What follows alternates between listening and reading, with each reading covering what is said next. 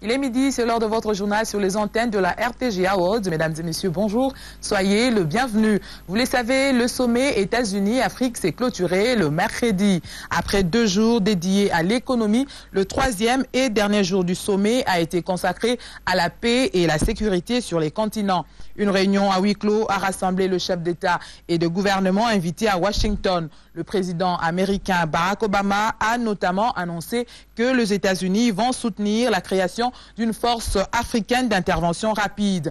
Un partenariat pour aider le pays en situation de crise à déployer de troupes et de formations pour les armées nationales avec un fort accent sur l'éthique et la déontologie vis-à-vis des populations civiles ont été annoncés. Pour ce faire, les États-Unis contribueront à hauteur de 110 millions de dollars par an. En parlant des États-Unis, sachez que les taux continuent de se resserrer autour des rebelles rwandais de forces démocratiques pour la libération du Rwanda. En effet, le gouvernement américain exige un désarmement rapide de ces rebelles. L'envoyé spécial des USA pour le Grand Lac, Ross Feingold, l'a rappelé le mardi lors du sommet États-Unis-Afrique qui s'est tenu à Washington. L'ambassadeur américain a estimé que pour le FDLR, l'option militaire doit non seulement être envisagée, mais qu'elle doit être prête à être lancée dans un futur proche. On va parler politique avec l'Union pour le développement du Congo, UDECO, qui s'invite dans les débats sur la révision de la Constitution. Son président national intérimaire, André Mokesanza, qui qualifie de faux débats, appelle les uns et les autres à travailler pour un Congo émergent. Les détails avec Mireille Yenga, Chimska Pangala et Clarisse Ekoko dans ces reportages. L'Union pour le développement du Congo, l'UDECO, pense que la révision constitutionnelle ne doit pas faire un débat, mais c'est plutôt la vie sociale des Congolais qui doit intéresser les familles politiques. Mais la Constitution elle-même dit qu'on peut la toucher et donne les mécanismes, la procédure pour qu'on puisse la toucher. Au niveau de notre famille politique, on n'a jamais reçu, n'est-ce pas, un ordre officiel pour dire non, essayez, n'est-ce pas, de vous engager maintenant à la révision des articles 220. Et le président nous a demandé de ne pas nous engager dans ce genre de débat. C'est une distraction. Il l'a dit. Et il a dit, ce qui le préoccupe pour le moment, c'est le social, n'est-ce pas? À ce qui concerne l'arrestation d'Ewanga, l'UDECO estime que la justice a fait son travail et que le Congo a plus besoin des gens qui mènent des idées neuves. Le pays n'a pas besoin d'aventuriers. Le pays n'a pas besoin, n'est-ce pas, des gens qui utilisent des langages orduriers. Le pays a besoin des gens qui amènent des idées neuves. Quand nous parlons à la population, nous devons faire très attention. Il ne faut pas distiller à la population un langage de haine, n'est-ce pas? Un langage de mépris. Là, c'est très dangereux. Notre ami Ewanga a dicté des propos discourtois à l'endroit du chef de l'État. Là, il tombe sous le coup de la loi pénale. L'UDECO soutient que les solutions aux problèmes de la RDC ne doivent pas venir d'ailleurs. C'est vraiment aberrant. Hein? C'est une honte, n'est-ce pas, que nos solutions soit trouvé à Washington.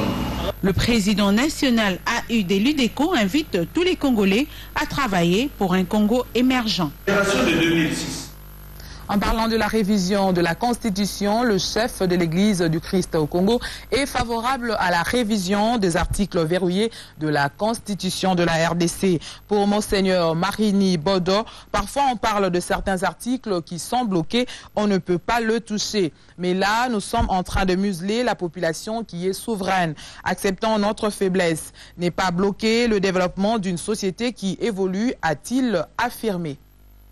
Des nouvelles de la primature. La Banque mondiale entend concrétiser d'urgence le projet retenu lors du récent séjour du vice-président de cette institution en République démocratique du Congo. Le représentant résident à I de la Banque mondiale en a parlé le mercredi avec le chef du gouvernement. Matata Ponyo a aussi eu des entretiens avec le représentant pays de la coopération britannique et l'évêque de Kenge. Les détails dans ce reportage de Bibiche Mouzeke.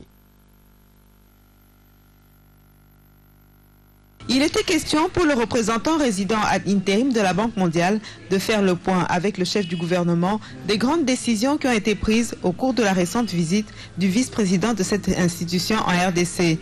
Une enveloppe d'environ 3,5 milliards de dollars américains a été allouée pour concrétiser en urgence, entre autres, le projet du barrage Inga 3 et le parc agro-industriel de Bukangalonzo. L'évêque de Kenge, pour sa part, est venu recevoir d'amples explications auprès du chef du gouvernement Matata Ponyo sur ce parc situé dans une partie du territoire du diocèse de Kenge. Le Bandundu qui a été choisi, comme vous le savez, c'est une région plutôt agricole justement, et qu'on développe l'agriculture. Ça c'est certainement une très bonne chose parce que nous vivons de l'agriculture. Et si on peut avoir la possibilité d'intensifier ce secteur-là, ça ne sera que pour le bien de notre population, dans la région. Et certainement, l'initiative est à saluer en ce sens-là. Le Premier ministre Matata Ponyo a enfin échangé avec le directeur pays de la coopération allemande. Le Difaïdid a salué le leadership du Premier ministre qui a permis de mettre en œuvre un certain nombre de programmes dans le secteur de la santé, l'assainissement, la politique et l'eau.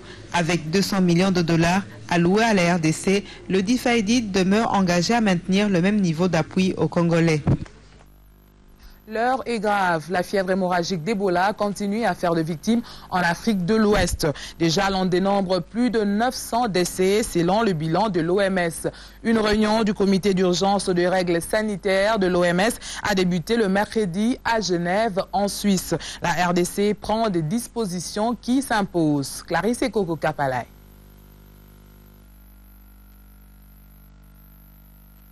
Le virus d'Ebola devient de plus en plus hors contrôle en Afrique de l'Ouest. Cette fièvre hémorragique a déjà fait 932 morts selon les dernières statistiques de l'OMS. Dans les pays touchés par cette épidémie, à savoir le Libéria, la Guinée, la Sierra Leone et le Nigeria, l'urgence s'impose. L'OMS, dépassée par la vitesse de la propagation du virus, convoque pendant 2 jours, c'est-à-dire mercredi et jeudi, les comités d'urgence des règles sanitaires à Genève en Suisse. Ces comités vont décider de la nécessité ou non de décréter une urgence de santé publique de portée mondiale par rapport à cette épidémie. Ces comités fera connaître ces décisions vendredi prochain. Cette instance qui s'est réunie à huis clos pour la première fois au sujet d'Ebola rassemble des experts internationaux, les représentants des pays affectés qui vont donner un avis technique à la directrice générale de l'OMS. La RDC, qui a souffert 6 fois déjà de la fièvre hémorragique d'Ebola, prend des précautions. Quand on est par exemple dans une situation de suspicion d'Ebola, il faut éviter, dès qu'on a déclaré qu'il y a le cas de choses de fièvre, donc avec hémorragie, donc il faut déjà se dire que nous sommes dans une situation de maladie ou bien d'alerte à la maladie. Vous devez vous laver les mains, vous devez vous empêcher en période par exemple d'épidémie comme ça ou des suspicions d'épidémie, éviter de saluer, parce que vous ne savez pas celui qui a la maladie ou celui qui ne l'a pas. Donc le fait de se laver les mains, même le savon de lessive, le fait de se laver les mains, ça protège beaucoup. Maintenant, dans le cas d'espèce, c'est-à-dire en pleine épidémie, il faut avoir tout l'accoutrement pour les personnels qui soignent. Au-delà des mesures d'hygiène, les thermomètres laser ont été disponibilisés pour la détection des cas suspects. L'hygiène aux frontières est la première barrière qui doit arrêter Ebola à être importé en République démocratique du Congo. Tout en vous félicitant pour le travail que vous êtes en train de faire, surtout le screening qui se fait à travers la fiche sanitaire d'accueil des voyageurs, qu'avant toutes les formalités au niveau des points d'entrée, il faudrait passer d'abord par le prélèvement de température et nous avons même promis que dans les semaines à venir, l'aéroport de Kinshasa sera même doté d'un scanner thermique.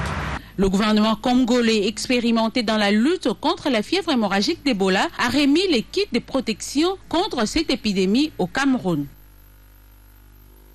Et de leur côté, le conducteur de taxi-moto a enlevé la grève après 24 heures d'observation à Kinshasa. Ces derniers sollicitent auprès du gouvernement provincial la révision de la mesure interdisant aux motos de circuler après 19 heures. Le constat a été fait par Vicky Moukeba. Bienvenue Magambo et Baudrimata. 24 heures après la grève des conducteurs des taxis-motos, la situation est redevenue à la normale ce mercredi à Kinshasa. Pour le président du syndicat national des conducteurs des taxis-motos, cette décision de la grève a été prise par les différents chefs de parking suite aux tracasseries dont ils sont victimes. Toutefois, les pourparlers se poursuivent entre le groupe socio-professionnel et les autorités provinciales sur la question. On peut aussi dénoncer la tracasserie qui est poussée par l'autorité et puis l'insécurité parce qu'on ne trouve plus la personne qui est habilitée d'interpeller un motocycliste. Et même dans le même mémo, nous allons quand même déposer pour expliquer notre inquiétude par rapport aux décisions prises par l'autorité. Au rond-point Capella, le conducteur de taxi-moto trouvés sur leur lieu de travail sollicite auprès des autorités provinciales que la mesure interdisant les motos de circuler après 19 heures soit revue.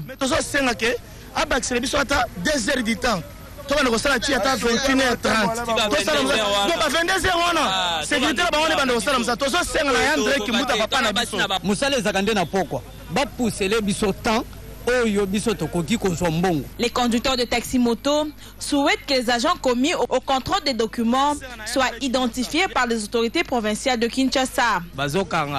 La police n'importe quelle police partout, même il y a SAT, même il y a nini nyonso bazokanga tozoyeba unité nini ezok esengele kanga biso. Ba jeep mususu ezona butu sans plaque. Donc bazozo moto bazokende nango zo comprendre juste ces années. Yango wana to sai moi grève wana lobby. Mais donc tous en ordre de toi mikano na biso ba casque to lataka. Rappelons que les conducteurs de taxi-moto sont accusés de banditisme, vol à l'arraché et d'agression de la population. C'est la fin de ce journal. Merci à vous tous qui l'avez suivi.